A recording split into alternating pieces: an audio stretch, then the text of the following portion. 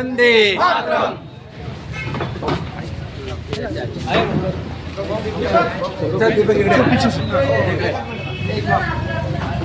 दादा पीछे आ जाओ एकदम। चंदू भाई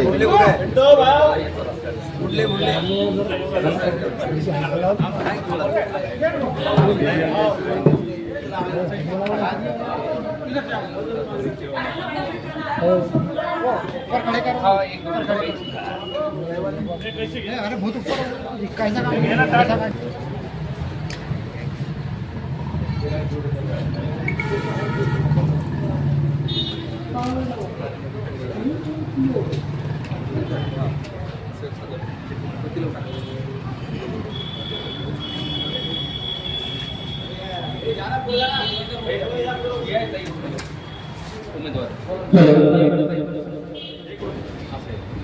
भारतीय जनता पार्टीचा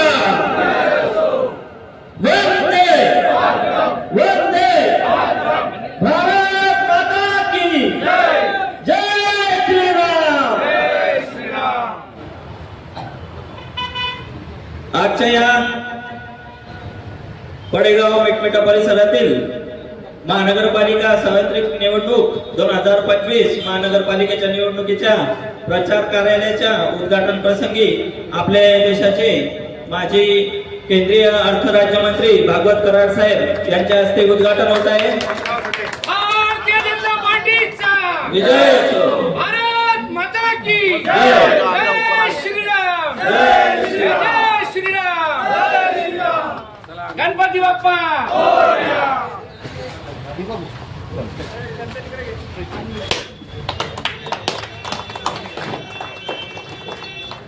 सर्व पदाधिकारी व मान्यवरांना विनंती करतो की त्यांनी हा बस एक डायरेक्ट द्यायची फक्त एकटंच आहे का त्या कोणी पाहिजे अरे आव ना यार चेतन भाऊ या 2 मिनिटं दमच्या दे 2 मिनिटं या ये रे उभा राहा शुभम यार येन तू बी रे तू बी या का त्याला काय नाही द्यायचं हे येऊन द्यायचं काय विचाराल ते सांगा पाहिजे बोलतो सर आज काय बोलला सर आज इथं पडेगाव मिठा इथं आपण इथं निवडणुकीमध्ये उभे आहेत आणि आपण पहिले छावणी परिषदेचे छावणी मंडळचे जे अध्यक्ष होते तर इथल्या जनतेला आता आपण काय बोलणार सर? नमस्कार, मी दीपक भाऊसाहेब बनकर।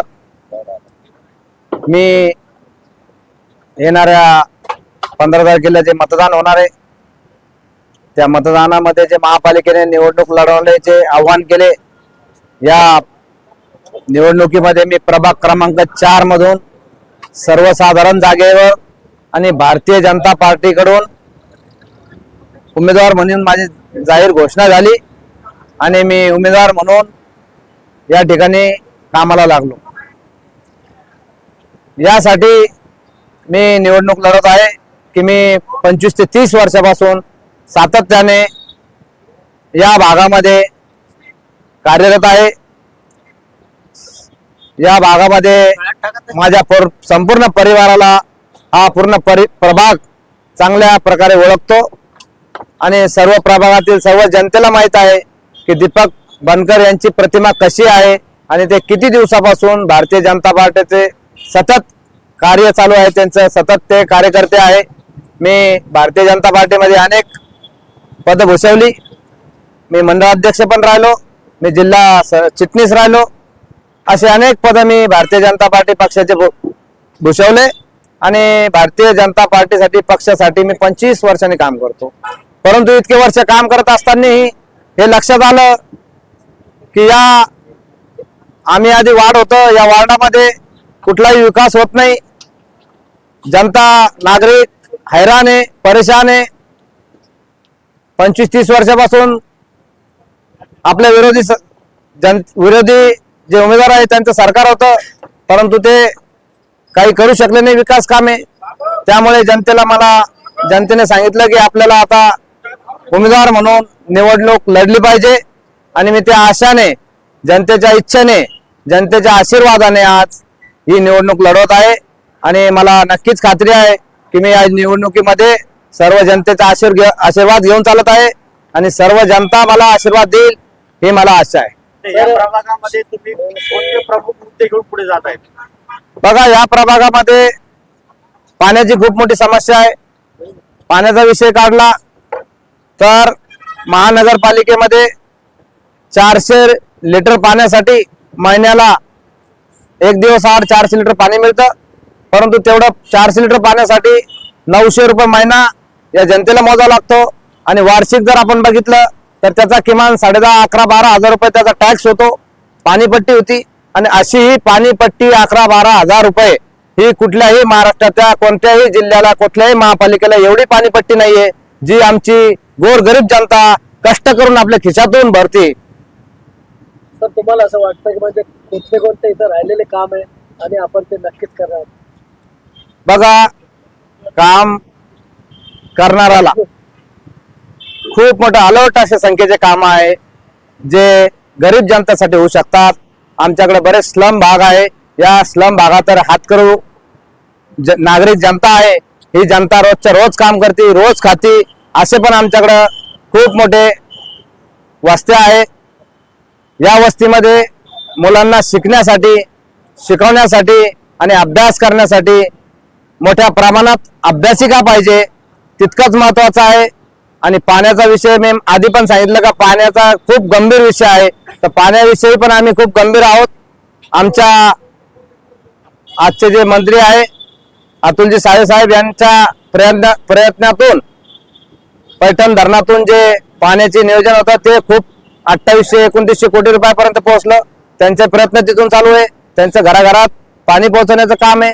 आमच्याकडे जे एकदम प्रश्न आहे रस्त्याचे, जे रस्ता आपण आता बघितलं की रस्ता जो पूर्ण शहरात पाडापाडी झाली, अतिक्रमण हटवण्यात आलं आणि त्यातलाच एक रस्ता, मुख्य रस्ता आमच्या पडेगाव मिटपाडा भागातून जातो. तर या रस्त्याला सुद्धा पाडापाडी झाली. या रस्त्याचे जे राहणारे लोक होते, निवासी होते, जे वर्षानुवर्ष राहत आले, त्यांचे सुद्धा घरं पाडण्यात आले. तर हा रस्ता बांधण्यात येईल असं सांगण्यात येत आहे, परंतु किती दिवस झाले या रस्त्याचं टेंडर झालं की नाही झालं, फक्त म्हणतात झालं, मग थांबलं का? आधी दुसऱ्या कॉन्ट्रॅक्टरला काम दिलं होतं, आता परत ते रिटेंडर केलं आणि रिटेंडरच्या नंतर सुद्धा 8 ते 10 महिने झाले, परंतु हे काम या ठिकाणी मार्गी लागलेलं नाही किंवा कुठलीही प्रक्रिया अजून सुरुवात झालेली नाही. त्यासाठी आम्ही सर्वांनी या निवडणुकीनंतर पाठपुरावा करण्याचं ठरवलं आहे. सर, एक शेवटचा प्रश्न आहे. सर, इथं कचरा प्रश्न आहे, कचऱ्याचा डिपोच आहे आणि महापौर आपला भाजपचा नक्कीच होईल का सर? हे बघा, महानगरपालिकेवर भारतीय जनता पार्टीचाच झेंडा फडकणार आहे. दुसरा प्रश्न तुम्ही विचारला की कचरा डिपो आणि कचऱ्याचा भाग. मी एका मुलाखतीत काल परवाही बोललो की कचऱ्याचा इतका गंभीर प्रश्न आमच्याकडे आहे. कचरा इथं जो आला, ज्या काळात आला, त्या काळातील जे सत्ताधारी होते त्यांनी आपली चिरीमिरी भागवण्यासाठी इथं पूर्ण अर्ध्या शहराच्या वर इथं कचरपट्टी आमच्याकडे आणून टाकली. आणि तुम्हाला सर्व माध्यमाला माहिती आहे की त्यावेळेसही आम्ही खूप संघर्ष केला. दोन्ही तिन्ही गावं मिळून आम्ही संघर्ष करून खूप त्याच्यावर गुन्हे दाखल झाले, आमच्यावर कित्येक मारामाऱ्या झाल्या.